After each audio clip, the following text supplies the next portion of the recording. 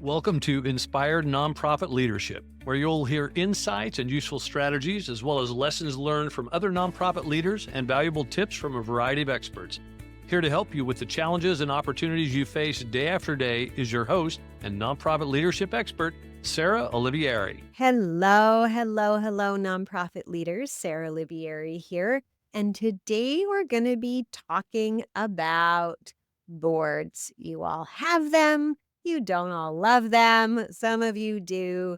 But we're going to be talking, for those of you who have them but don't love them, overcoming board dysfunction. And I was just on a call with someone the other day where they had this challenge where the board keeps kind of stepping in and honestly slowing things down. And this happens a lot. So I'm going to give you 3 tips for, kind of the key things that I think are the things you need to do to build and design your board so that it functions really well and everybody is happy to be there. So, the first thing, and probably the most important thing, is many of our boards are following a model of board leadership that is broken. And if your board or you and your board believe that the board's job is to provide governance, which many of us have heard, then you, in fact, are using this ineffective, broken system. So let me break it down for you. All nonprofits need good governance. Good governance consists of making decisions, a leadership at some point that is making decisions, and another form of leadership that is double checking or overseeing the decisions. So, if your board is making the decisions, and since there's no real board police, there's no board oversight above the board, there's only their ability to keep themselves in check, then you don't have good governance because the board is essentially overseeing their own decisions. What we need to have good governance is a model that separates decision-making from decision-making oversight. So rather than use a governance model for your board, the fix to having a highly functional board is to have an oversight model for your board, meaning the staff and the leadership team in the staff with a whole system, not just one person acting as the supreme ruler, are going to make the decisions. And the board is going to oversee those decisions, meaning they're going to double check them. They're going to look for red flags. They're going to be on the lookout for anything that is illegal, grossly ineffective, or unethical. Those are the things, and that oversight model, 1, is a lot easier. 2 is finally clear, right? Because you've probably all heard boards shouldn't get in the weeds or they should manage but not micromanage. But really, there is no clear line between managing and micromanaging. We know when we're way on the side of micromanaging, but there is no clear line in the sand between the two. But there is a clear line between making decisions and double checking decisions. Okay, so that's the first thing you need to do is switch your leadership model, your operational model for your boards from a governance model to an oversight model. If you want to go deeper on this topic, there's a great article by Bridgespan you can Google. If you want to also learn more about what an oversight model looks like, I'll put a link to a training that I have for boards in the comments. But that's step 1. The next thing is to always be leveling up and maintaining the knowledge of your board. So they need to understand how this oversight model works, and they also need to understand what they are overseeing at your nonprofit. If in order to double check, you have to go and look, and you have to look somewhat closely, and you need to know what to look at. So I want you to think, if you're a board, that part of your job is to always be learning about what's going on in your organization. And if we want to break that into a few broad categories that you could potentially set up even as your board committees, which is these are the committees I recommend, is you should be looking at leadership overall, like what are the leadership systems and processes? Who are the leaders? Are there enough leaders? Are they qualified? Are they sufficiently resourced? You're not going to decide who all the leaders are, although you may actually decide who the executive director or CEO is, because somebody does have to decide that. And I go more into that in that board's training. Um, but you're going to be checking, right? Double checking. Are we compensating fairly and sufficiently to retain staff? Are we providing resources? Do we have enough staff? Too many or too few? Typically, it's too few.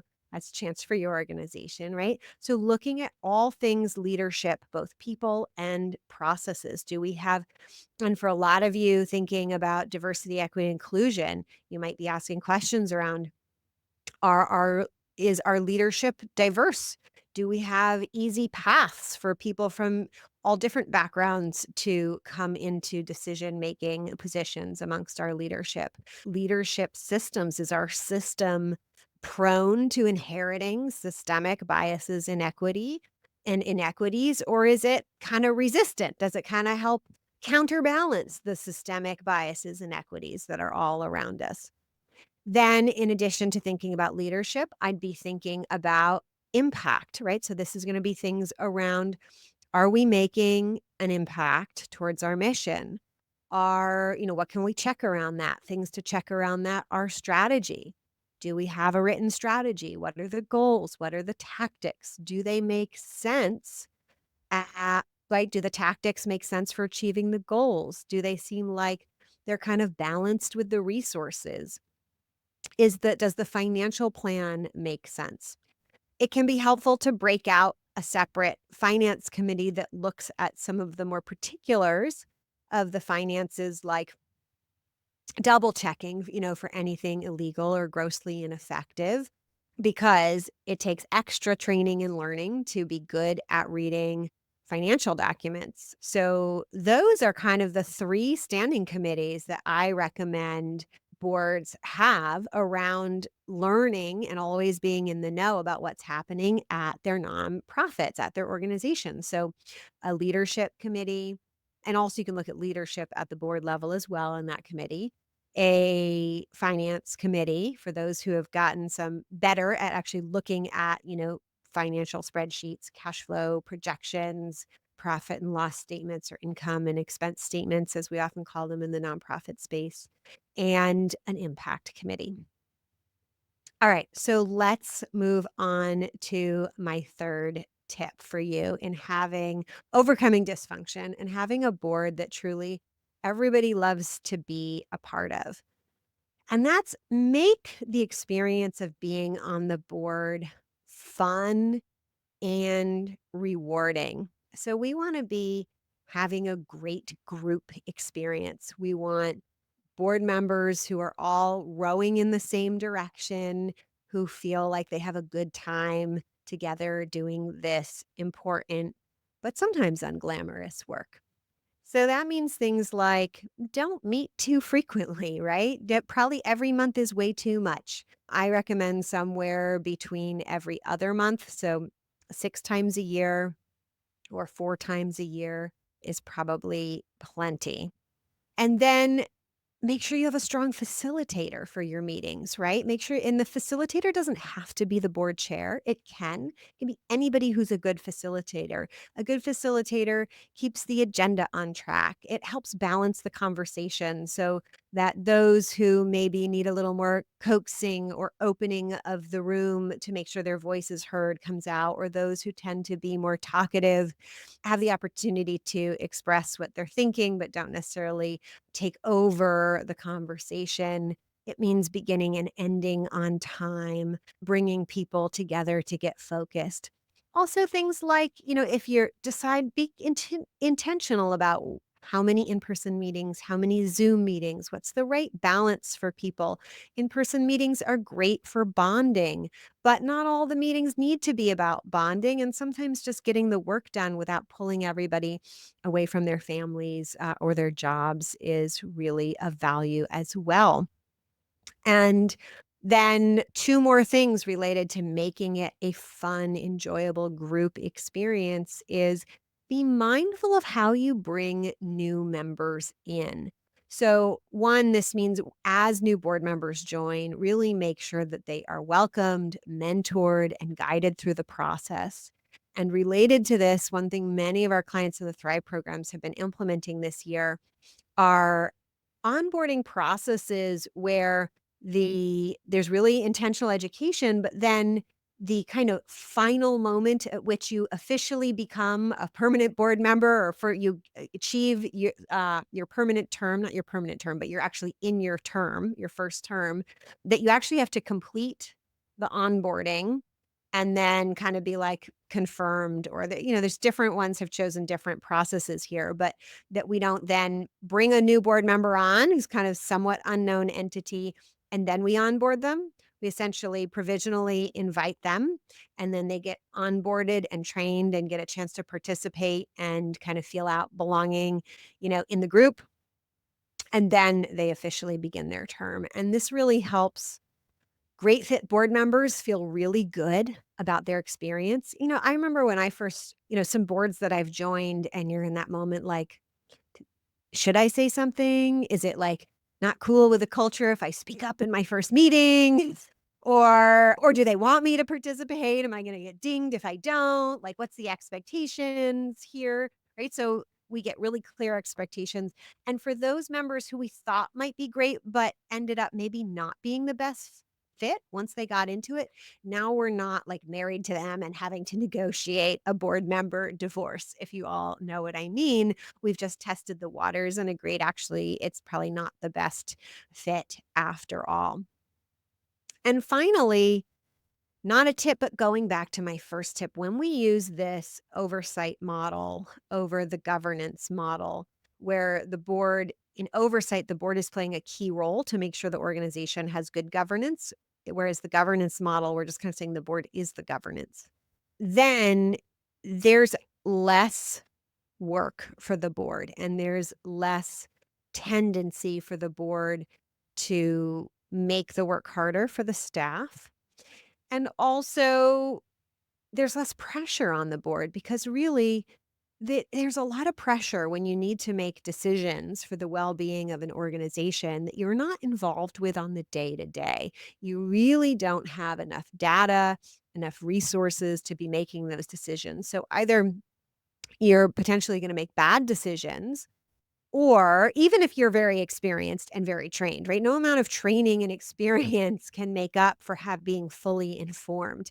And even, so you might make bad decisions, so you're also going to feel this weight and this tension and this anxiety around having to make decisions that you don't really have the best information to be making those decisions on. And so it brings a lot of relief to board members who adopt an oversight model. So that frees up some time and it makes the expectations of board members kind of realistically meet their mental, physical time availability. That's all I have for you today. In case you're tuning in and you don't know me, I'm Sarah Olivieri. I've been an executive director. I've founded a nonprofit. I've been the first executive director of a foundation. I've been the secret toilet fixer. I've been board member, both as a representative from staff as well as independent board member in multiple organizations. And it has been my true honor and pleasure to be a consultant, coach, and trainer to nonprofit leaders for quite a while now. And you hear me talking about my clients, and you want to be in the room, going through an experience, getting help step by step. That's what we do in the Thrive program. And you can learn more about it and find out if you're a great fit by going to pivotground.com/application. Or if you'd like to receive tips like these in your inbox or notifications about podcast episodes are coming out. You can go to inspirednonprofitleadership.com/sign up and get weekly tips, email, as well as announcements about other trainings and such coming up. You've been listening to Inspired Nonprofit Leadership. Thanks so much for tuning in. Be sure to subscribe so you don't miss a single episode or the bonus episodes. And while you're at it, please leave a rating and review, and be sure to share with your friends and colleagues. Tune in every week for more useful insights and wisdom on nonprofit leadership. Thanks so much for all you do for the communities you serve. Until next time, all the best.